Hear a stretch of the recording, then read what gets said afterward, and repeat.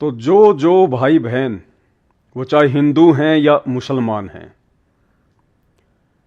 और जब कोई इंटरकास्ट मैरिज होती है हिंदू और मुस्लिम के बीच में, और जो लोग उन बातों को मुद्दा बना के खड़े हो जाते हैं, समाज में नफरत फैलाने का काम करते हैं, धर्म के नाम पर लोगों को बांटना शुरू कर देते हैं, ऐसे लोगों को मैं समझाना चाहूँगा तो प्रकृति के नियमों के अनुसार इंसान से इंसान की शादी जायज़ है।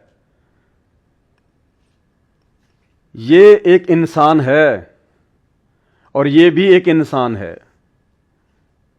ये नर है, ये नारी है, और प्रकृति के नियमों के अनुसार इंसान चाहे मुसलमान हो या हिंदू, स्त्री चाहे मुसलमान हो या हिंदू, पुरुष चाहे अमेरिका का हो, जापान का या हिंदुस्तान का, नारी चाहे पाकिस्तान की हो, ऑस्ट्रेलिया की या अमेरिका की, प्रकृति के अनुसार ये मानव शरीरधारी हैं, ये इंसान योनि में हैं, नर और नारी हैं, पुरुष और मादा है।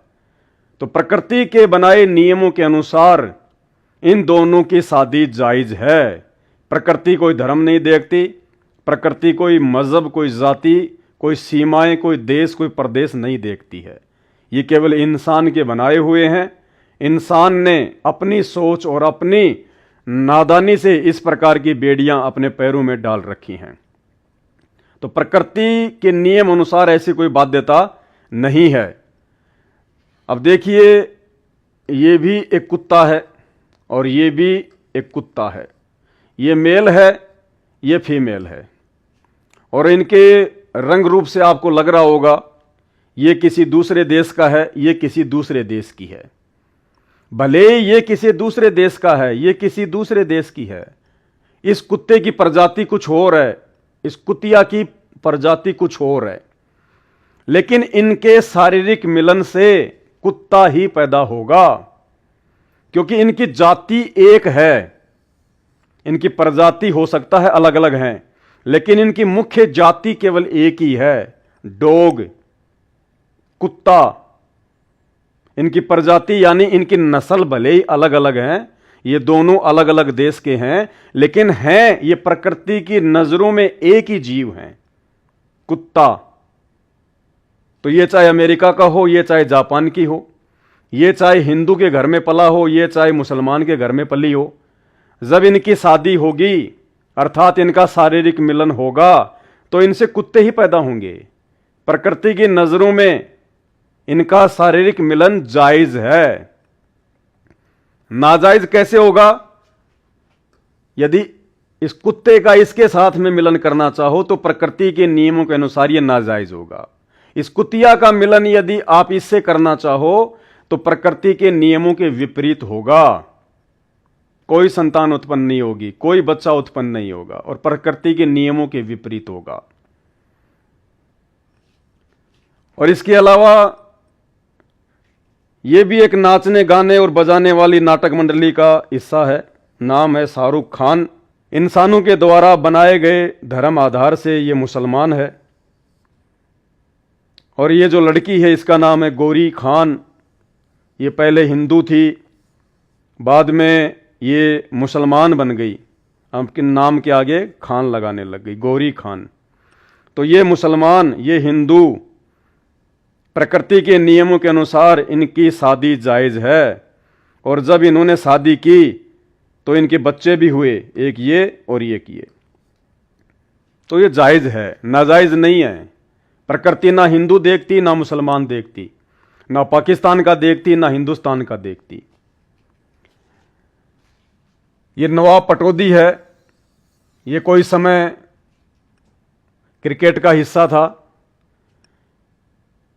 मुसलमान धर्म से संबंधित था, और इसने शादी की मौसमी चटर्जी से, जो कि एक नाचने गाने बजाने वाली मंडली से संबंधित है, जिसको आप बॉलीवुड कहते हैं।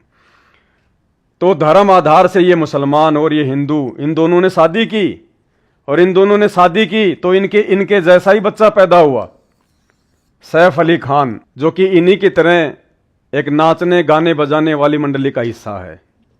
तो प्रकृति के नियमों के अनुसार यह शादी भी जायज जायज, क्योंकि मुसलमान धर्म इंसान ने बनाया, हिंदू धर्म इंसान ने बनाया, प्रकृति ने केवल इनको मनुष्य बनाया, इंसान बनाया। तो इन दोनों ने शादी की और इनके जो बच्चा पैदा हुआ ये आपकी आंखों के सामने सैफ अली खान, तो ये जायज है। फिर इसका बेटा सैफ अली खान मुसलमान धर्म, और इसने शादी की हिंदू धर्म की लड़की से, करीना कपूर से। ये भी इन्हीं की तरह नाचने गाने बजाने वाली मंडली का हिस्सा है, लोगों का मनोरंजन करती है चंद पैसों के लिए, जिसको आप बॉलीवुड की एक्ट्रेस कहते हैं। तो इन दोनों ने शादी की, और जब इन्होंने शादी की तो इनके भी बच्चे हो गए, तैमूर, कैमूर, सैमूर, शायद 3-4 हैं इनके।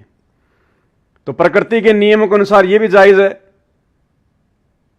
अगर इंसान को इंसान का ही बच्चा पैदा हो रहा है तो उनकी शादी नाजायज नहीं है, प्रकृति के नियमों के अनुसार जायज है। क्योंकि प्रकृति ना हिंदू देखती, ना मुसलमान देखती, ना अमेरिका का देखती, ना जापान का देखती, इंसान होना चाहिए। तो भाई अब अगर ये सोनाक्षी सिन्हा नाम की लड़की ने अगर जहीर इकबाल नाम के लड़के से, जो कि मुसलमान धर्म से संबंधित है, अगर इसने शादी कर ली तो इसमें गुनाह क्या है? अध्यात्म और प्रकृति के नियमों के अनुसार तो कोई गुनाह है नहीं। और आप यदि मनमुखी रूप से इस बात को गुनाह समझें तो ये आपका अपना बुद्धि स्तर है, ये अध्यात्म में नहीं चलता, परमात्मा के दरबार में नहीं चलता है ये।